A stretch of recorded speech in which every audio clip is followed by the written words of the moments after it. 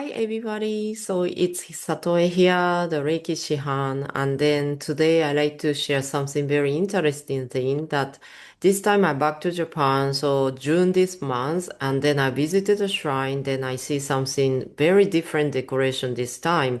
Actually, this is called Nagoe no Ooharai in Japanese, and I mean it the great purification of summer passing. It is very exactly the same idea that we all learn in Reiki because level one, I also told you like self-purification. So why we need to purify our energy? Because it's like a room cleaning. So if you use it room every day, but I also know that if we even didn't use the room, you also still want to do clean your room, right? So the body energy, it is something similar because our body energy also accumulating a lot of energy blockages or some, the hibiki can be detected because it's the same idea like our room. So why not? We can also purify the body energy, but this time is quite special because it says great purification.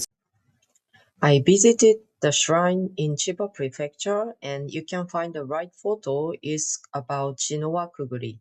It's a traditional ceremony to purify body and mind, ward of misfortune, and pray for health and safety. In this video, I only show part of the practice, but the proper way is to walk once counterclockwise, once clockwise, and then once more counterclockwise. This movement helps release stagnant energy and promotes cleansing. During this season, shrine also distribute hitogata paper dolls. You write your name and date of birth on the paper, gently rub it over yourself like aura cleansing, and then blow your breath onto it as instructed.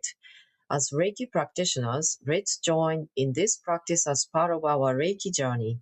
You can cut paper into the shape of the doll or simply use a card-sized piece of paper with your name and birth date written on it. On July 1st at 10 a.m. Hong Kong time, we do this together in a live broadcast.